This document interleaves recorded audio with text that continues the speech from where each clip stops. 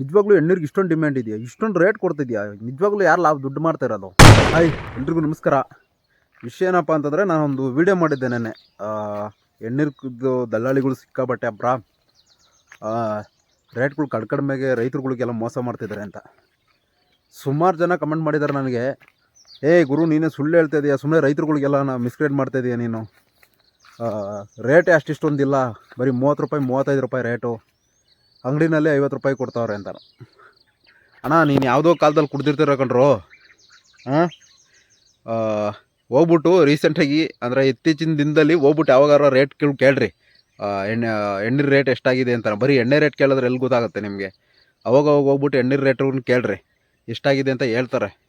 ಅಂಗಡಿಗಳಲ್ಲೇ ಕಡಿಮೆ ಅಂದರೆ 80 ರೂಪಾಯಿ ರೇಟ್ ಹೇಳ್ತಾ ಇರೋದು ಇವಾಗ ಪ್ರೆಸೆಂಟು.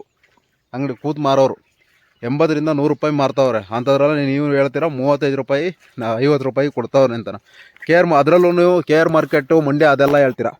ಕೆ ಆರ್ ಮಾರ್ಕೆಟಲ್ಲೂ 50 ರೂಪಾಯಿ ಐತೆ, ಗೊತ್ತಾಯ್ತಾ? ಸುಮ್ಮನೆ ಹೆಂಗೆ ಬೇಕಂಗೆ ಸುಮ್ಮನೆ ನೆಟ್ ಐತೆ ಅಂತ ಹೇಳ್ಬಿಟ್ಟು ಕಮೆಂಟ್ ಹಾಕಕ್ಕೆ ಹೋಗ್ಬೇಡ್ರಿ. ಸುಮ್ಮನೆ ಮಿಸ್ಗೈಡ್ ಮಾಡ್ತಾ ಇರೋದು ಯಾರು? ಅದರಲ್ಲೂ ನೀವು ಕಮೆಂಟ್ ಆಗ್ತಿರೋರು ಎಲ್ಲರೂ ಬರೀ, ನಾನು ಪ್ರೊಫೈಲ್ ಓಪನ್ ಮಾಡಿದ್ರೆ ಎಲ್ಲ ಬರೀ ಫೇಕ್ ಅಕೌಂಟು. ಅದರಲ್ಲೂ ಬರೀ ಎಣ್ಣೀರ್ದು ಡಿ ಪಿಗೆ ಹಾಕಿದ್ದೀರಿ, ಎಲ್ಲ ದಲ್ಲಾಳಿಗಳ್ದೆ ನಿಮ್ಮ ಅಬ್ರಗಳು. ನಿಜ ಹೇಳಿದ್ರೆ ತಿಕ್ಕಾವ್ರದ್ದು ಹೋಗ್ಬಿಡುತ್ತೆ ನಿಮಗೆಲ್ಲನ. ತಿಂತು ಎಲ್ಲವನ್ನು ಎಲ್ಲರೂ ಲಾಭಕ್ಕೋಸ್ಕರನೇ ಕೆಲಸ ಮಾಡೋದು. ಯಾರೂ ನಿಯತ್ತಾಗಿದ್ದಾರೆ ಅಂತ ನಾವು ಹೇಳಲ್ಲ. ಈಗ ನಮಗೇನೋ, ನಾನು ಆ ಪ್ಲೇಸಲ್ಲಿದ್ರೂ ನಾನು ಏನದು ಲಾಭ ಬೇಕು ಅಂತಲೇ ಕೆಲಸ ಮಾಡೋದು. ಆದರೆ ಅದನ್ನೇ ಜೀವನ ಅಲ್ಲ. ಏನೋ 10 ರೂಪಾಯಿಲಿ ರೈತರು ಅವ್ರು ದುಡ್ದಿರ್ತಾರೆ ಅಂತ ಹೇಳ್ಬಿಟ್ಟು 80 ರೂಪಾಯಿ ಅವ್ರಿಗೆ ಕೊಟ್ಟು 20 ರೂಪಾಯಿ ನಾವು ಮಿತ್ಕೊಂಡ್ರೆ ಅದೊಂಥರ. ಅದ್ರನ್ನ ಬಿಟ್ಟು 20 ರೂಪಾಯಿ ಅವ್ರಿಗೆ ಕೊಟ್ಟು 80 ರೂಪಾಯಿ ನಾವು ಹೊಡೆದ್ರೆ ಅದು ಹೊಟ್ಟೆಗೆ ಅನ್ನ ತಿನ್ನೋ ಕೆಲಸ ಅಲ್ಲ ಅದು.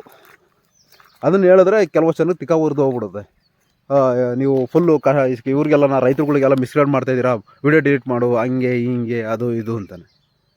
ಅಲ್ಲ ಗುರು, ಇವತ್ತಿನ ಪ್ರೆಸೆಂಟ್ ಮಾರ್ಕೆಟ್ ಇರೋದೇ ಅಷ್ಟು. ನೀವು ಎಲ್ಲರೂ ಹೋಗ್ಬಿಟ್ಟು ಕೇಳ್ರಿ ಫಸ್ಟು. ನಮ್ಮ ರೈತರುಗಳ್ದು ಏನು ಮೈನಸ್ ಅಂತಂದರೆ ಮಾರ್ಕೆಟ್ ವ್ಯಾಲ್ಯೂ ತಿಳ್ಕೊಳಲ್ಲ. ಈಗ ನಮಗೂ ಎಕ್ಸ್ಪೀರಿಯನ್ಸ್ ಆದಮೇಲೆ ತಾನೇ ನಾವು ಹೇಳ್ತಾ ಇರೋದು. ಈಗ ನಾವು 27 ರೂಪಾಯಿ ಕೊಟ್ಟಿದ್ದೀನಪ್ಪ, ಯಾರನ್ನ ಬಡ್ಕೊಳೋಣ? ನಾನು ತಗೊಂಡೋಗಿ ಈಗ ನಮ್ಮೂರಲ್ಲೇ ಈಗ 60 ರೂಪಾಯಿಗೆ ಲೋಡ್ ಮಾಡ್ತಾವ್ರೆ. ಇವಾಗ ಹೋಗಿ 50 ಇಲ್ಲಪ್ಪ, ಅವತ್ತು ರೇಟ್ ಇರಲಿಲ್ಲ, ಇವತ್ತು ರೇಟ್ ಐತೆ ಅಂತ ಅವನೇ, ಅದೇ ದಲ್ಲಾಳಿ ಅವನೇ ಹಂಗಂತಾನೆ. ಏನೂ ಮಾಡೋಂಗಿಲ್ಲ. ನಾವು ಮಾರ್ಕೆಟ್ ವ್ಯಾಲ್ಯೂ ನಾವು ತಿಳ್ಕೊಂಡಲ್ಲೇ ಸುಮ್ಮನೆ ಬಂದಿದ್ದ ರೇಟಿಗೆ ಕೊಟ್ಬಿಟ್ಟು ಸುಮ್ಮನೆ ಹೋಗ್ಬಿಡ್ತೀವಿ. ಇದೇ ನಾವು ಮಾಡೋ ಸಮಸ್ಯೆಗಳು.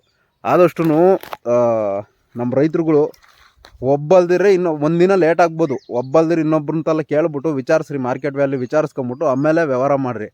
ಸುಮ್ಮನೆ ಈಗ ಅವ್ನು ಯಾರೋ ಬಂದ ನನ್ನ ಪರಿಚಯ ಹೇಳ್ಬಿಟ್ಟು ನಾವೇನು ಮಾಡ್ಬಿಡ್ತೀವಿ, ಕೊಡಿಸ್ಬಿಡ್ತೀವಿ. ಅವಯ್ಯೋ ನಮ್ಮ ಪರಿಚಯ ಇದ್ದಂಗೆ ಕಣೋ, ಅವನ್ನಲ್ಲಿ ನಮಗೆ ಮೋಸ ಮಾಡ್ತಾನೆ ಹಂಗೆ ಹಿಂಗೆ ಅಂತ. ಅವರೇ ಮಿಂಡ್ಕೊಡ್ತೀವಿ ತಿಗಾಬಡಿಯೋದು. ಆದಷ್ಟು ನಮ್ಮ ಮಾರ್ಕೆಟ್ ವ್ಯಾಲ್ಯೂ ತಿಳ್ಕೊಳ್ರಿ. ಆಮೇಲೆ ಇವ್ರು ದಲ್ಲಾಳಿಗಳ್ಗೆ ಹೇಳ್ತಾ ಇರೋದು ನಾನು, ಸುಮ್ಮನೆ ನೀವು ಅದ್ರ ಬದಲು ಏನೋ ಅದು ಸುಮ್ಮನೆ ಹೋಗೋಗಿ ಬ್ಯಾಡ್ ಕಮೆಂಟ್ ಹಾಕ್ತೀರಾ.